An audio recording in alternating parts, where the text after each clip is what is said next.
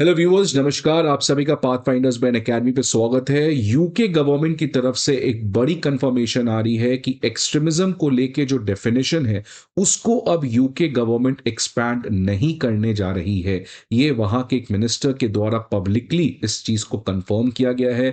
ये एक बहुत ही इंपॉर्टेंट कंफर्मेशन है बिकॉज पिछले 2 दिनों से जिस तरीके से ये खबर सामने आई थी कि यूके के एक रिपोर्ट में ये कहा गया था कि एक्सट्रीमिज्म का जो डेफिनेशन है, कौन सा एक्टिविटी ब्रिटेन में एक्सट्रीमिज्म कहलाएगी, उसका डेफिनेशन एक्सपैंड किया जा रहा था और उस एक्सपेंशन में खालिस्तान और हिंदू नेशनलिज्म इन दोनों को एक कैटेगरी में रखा गया था, जिसकी वजह से एक तरीके का ये प्रयास था कि कैसे अगेन इंडिया को टारगेट किया जाए। अब देखिए, डायरेक्टली तो इंडिया को टारगेट नहीं कर सकते हैं, इसीलिए पहले उन्होंने हिंदू नेशनलिज्म को इस रिपोर्ट में इंक्लूड किया। उसके बाद टू कंपेंसेट उसने खालिस्तान को भी डाल दिया इस पर्टिकुलर रिपोर्ट में। लेकिन उसके बाद जितने भी इंडियंस थे, जितने भी डिप्लोमेट्स थे, जितने भी सिविल सोसाइटी है इंडिया में, उसकी तरफ से क्रिटिसिज्म आया कि कैसे आप दो अनइक्वल्स को इक्वल तरीके से क्लासिफाई कर सकते हो। बिकॉज जिस तरीके से खालिस्तान ने कॉन्स्टेंटली इंडिया के अगेंस्ट अटैक किया है, कॉन्स्टेंटली इंडिया की अखंडता को तोड़ने का प्रयास किया है, किस तरीके से यूके में रह के वो इंडिया के एम्बेसी, इंडिया के कंसुलेट के ऊपर अटैक कर चुके हैं।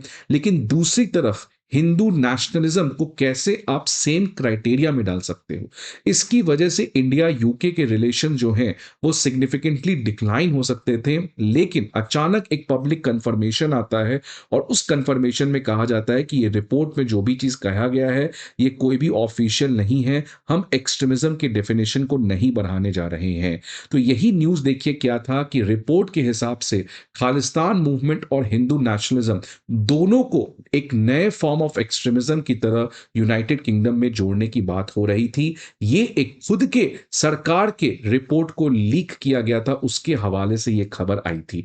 आज इस पूरे सेशन में हम लोग समझेंगे एक्सट्रीमिज्म होता क्या है, इस समय यूके में कौन कौन से क्राइटेरिया होते हैं एक्सट्रीमिज्म के, कैसे ये पर्टिकुलर हिंदू नेशनलिज्म को एक्सट्रीमिज्म में लाया गया, और उसके बाद ये पूरा विवाद कैसे हुआ, और क्या लास्ट मोमेंट में अचानक यूके का कंफर्मेशन आना, क्या ये डोनाल्ड ट्रंप और एस जयशंकर का भी किसी हद तक का इसमें रोल है। इन सभी को आज इस सेशन में हम लोग समझेंगे। बट आगे बढ़ने के पहले व्यूअर्स, आप सभी के लिए बहुत ही इंपॉर्टेंट इंफॉर्मेशन कि 2025 में अनअकैडमी आईएएस आप सभी के लिए previous year question, current affair magazine और प्रीलिम्स मॉक टेस्ट, ये तीनों चीज के पीडीएफ आपको अपडेटेड कंसाइज फॉर्म में प्रोवाइड करने जा रहा है। And the best part about it is कि ये एब्सोल्युटली फ्री ऑफ कॉस्ट है। सो आपको हमारे डिस्क्रिप्शन बॉक्स में जाना है, वहां पे एक लिंक मिलेगा, उस पर जाइए और आप इन सभी पीडीएफ को डाउनलोड कर सकते हैं। इसके अलावा अगर आपको किसी भी तरीके का कंफ्यूजन है, किसी भी तरीके का एंग्जाइटी है, सो आप हमारे ऑफलाइन ब्रांचेस पे विजिट कर सकते हैं, करोल बाग, मुखर्जी नगर, प्रयागराज और पटना। वहां पे आप हमारे बेस्ट एजुकेटर्स और टॉप मेंटर्स के साथ डायरेक्टली इंटरैक्ट करके अपने जितने भी क्वेश्चंस हैं उसको रिजॉल्व कर सकते हैं। So please become a part of an academy and fast track your journey towards becoming a civil servant. अब एक्सट्रीमिज्म का मतलब क्या होता है? देखिए, एक्सट्रीमिज्म का मतलब कोई भी ऐसा विचारधारा, वो चाहे पॉलिटिकल विचारधारा हो सकता है या चाहे आपके धर्म से रिलेटेड विचारधारा हो सकता है, अगर वो विचारधारा इतना ज्यादा खतरनाक हो जाता है जिससे सोसाइटी को ही खतरा होने लगता है।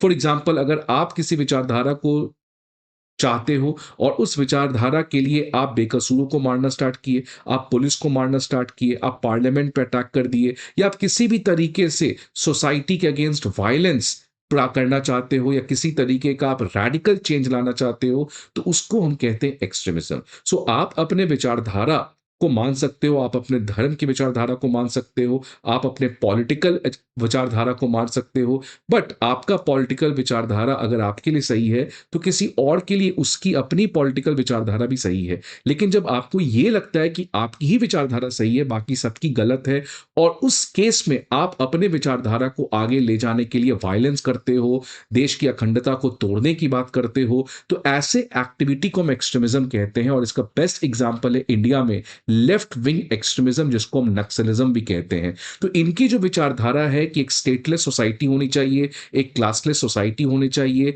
मार्क्स के आइडिया को इंप्लीमेंट करना चाहिए, जिसकी वजह से कॉन्स्टेंटली ये स्टेट के अगेंस्ट वायलेंट को प्रमोट करते हैं, जिसकी वजह से भारत के सामने ये सबसे बड़ा एक खतरा है लेफ्ट विंग एक्सट्रीमिज्म का। इस समय अगर बात करें, उस रिपोर्ट के हिसाब से कहा गया था कि ये जो 8 क्राइटेरिया हैं, ये एक्सट्रीमिज्म के क्राइटेरिया हैं यूनाइटेड किंगडम में। तो पहला इस्लामिस्ट एक्सट्रीमिज्म है, दूसरा एक्सट्रीम राइट विंग एक्सट्रीमिज्म है, एक्सट्रीम मिसोगनी है, प्रो खालिस्तान एक्सट्रीमिज्म है, हिंदू नेशनलिस्ट एक्सट्रीमिज्म है, इन्वायरमेंटल एक्सट्रीमिज्म है, लेफ्ट विंग एक्सट्रीमिज्म है और कॉन्स्पिरेसी थ्योरीज है। ये 8 एक्सट्रीमिज्म के क्राइटेरिया रखे गए थे उस पर्टिकुलर जो यूके गवर्नमेंट का रिपोर्ट था उसके हिसाब से। इसमें पहले प्रो खालिस्तान एक्सट्रीमिज्म नहीं था, हिंदू नेशनलिस्ट एक्सट्रीमिज्म नहीं था। तो बाकी जितने भी क्राइटेरिया हैं ये अभी भी यूके में एक्सट्रीमिज्म की तरह क्वालिफाई करते हैं। बट अभी तक ये जो 2 नए एलिमेंट हैं जिसको एक साथ ऐड किया गया है, ये क्लियर कट मैसेज था यूके के द्वारा कि वो खालिस्तान एक्सट्रीमिज्म और हिंदू एक्सट्रीमिज्म ये दोनों को एक बैलेंस पे देखता है। तो ये जब रिपोर्ट के हिसाब से ये जब 8 एक्सट्रीमिज्म पब्लिक डोमेन में आया, तो उसके बाद इंडिया का एक बहुत स्ट्रॉन्ग क्रिटिसिज्म आया यूके के रवैये के ऊपर। और इस रिपोर्ट में कहा गया था कि आखिरकार ऐसा क्या हो गया कि हिंदू नेशनलिज्म को एक्सट्रीमिज्म की तरह अकाउंट करना है। तो इस रिपोर्ट में कहा गया था कि जिस तरीके से कम्युनल वायलेंस की घटना सामने आई थी इंग्लैंड के लेस्टर प्रोविंस में 2022 में, जहां पे हिंदू और मुस्लिम्स के बीच में प्रॉब्लम हुआ था, उसके बाद यह समझ में आ चुका था कि हिंदू नेशनलिज्म भी यूके में एक एक्सट्रीमिज्म की तरह काउंट करनी जरूरी है। अब ऑल्दो मैं आपको बता दूं, ये जो इंसिडेंट हुआ था ये बहुत छोटा इंसिडेंट था और ये इंसिडेंट ऐसा नहीं कि हमेशा होता है, ये बहुत ही रेयर इंसिडेंट था। लेकिन एक छोटे से इंसिडेंट के बेसिस पे आपने हिंदू नेशनलिज्म को ही एक्सट्रीमिज्म के क्राइटेरिया में डाल दिया। ये बताता है कि आपका विचारधारा जो है, आपका एक तरीके से जो कॉन्स्टेंटली आप अटैक है, वो सामने नजर आते हुए आ रहा है। इसके अलावा इस रिपोर्ट में यह भी कहा गया कि हिंदू नेशनलिज्म को एक्सट्रीमिज्म में गिनना जरूरी है, बिकॉज जिस तरीके से भारत सरकार जो है वो कॉन्स्टेंटली जो सिख कम्युनिटी है कनाडा और यूएस में उसके खिलाफ वायलेंस कर रही है, इसको भी पता चलता है कि कैसे हिंदू एक्सट्रीमिज्म जो है वो बाकी कम्युनिटीज, बाकी धर्म के लोगों के लिए खतरा बन सकता है। तो आप देख सकते हैं कि ये जो रिपोर्ट है ये एक तरफा एक रिलीजन को अटैक करने का इसमें प्रयास था और ये जो प्रयास है ये कई समय से चल रहा है। इनफैक्ट देखिएगा यूके के जो सिक्योरिटी मिनिस्टर हैं वो लास्ट ईयर दिसंबर में क्या कहते हैं, उन्होंने कहा कि कोई भी पर्सन, कोई भी कंट्री अगर किसी भी सिख कम्युनिटी को यूके में किसी तरीके का खतरा पहुंचाता है तो ये ब्रिटिश सरकार कभी नहीं सहेगी, हम प्रॉपर कार्रवाई स्टार्ट करेंगे। तो अगेन एक तरीके का इनडायरेक्ट मैसेजिंग था इंडिया के लिए। और इस तरीके का जो ब्रिटेन में चल रहा है खासकर लास्ट ईयर में, क्योंकि तब से लेबर पार्टी आई है और लेबर पार्टी जो है वो हमेशा से जो बाइडन, जॉर्ज सोरोस ये वाले लॉबी से आती है और उसका रिलेशन इंडिया के साथ उतना अच्छा आपको हमेशा से नहीं होता है। और आप देखिए इन्हीं लेबर पार्टी के समय प्रीत कौर गिल जो इस समय यूके की एक मेंबर ऑफ पार्लियामेंटेरियन है, उन्होंने कहा कि सिख कम्युनिटी को सेल्फ डिटर्मिनेशन का अधिकार देना चाहिए इंडिया में। और इनफैक्ट टेररिस्ट जगतार सिंह जोहल जो इस समय इंडिया के जेल में है उसको भी रिलीज करना चाहिए। इसके अलावा लेबर पार्टी जो है वो आप 2019 में पता है कि कैसे कश्मीर के मामले में इंडिया में इंस्टेबिलिटी को बढ़ाने का प्रयास कर रहा था। तो ये एक निरंतर प्रयास है लेबर पार्टी का।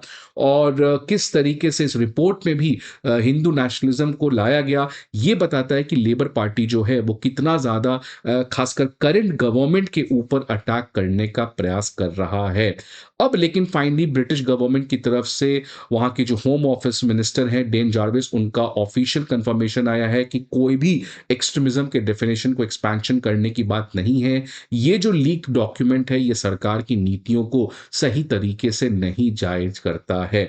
तो एक तरीके से सरकार ने इस क्राइसिस को जो इंडिया यूके के बीच में बनते हुए आ रहा था इसको रिजॉल्व किया, अचानक लास्ट मोमेंट पे बैकआउट किया, इस तरीके से पब्लिकली कंफर्मेशन देके। अब सवाल आता है कि आखिरकार ऐसा क्यों किया गया। तो एक रीजन तो ऑब्वियसली आपको पता है कि डोनाल्ड ट्रंप जो है वो यूके के लेबर पार्टी के कोई बहुत बड़े फाउंडर नहीं है। इनफैक्ट डोनाल्ड ट्रंप ने खुद इस यूके के लेबर पार्टी जो समय यूके में सरकार में है उसको कई बार अपने कैंपेन के समय क्रिटिसाइज किया है कि आप दूसरों कंट्री में इंटरफेयर करते हो, आप अमेरिका के इलेक्शन में भी इंटरफेयर करते हो।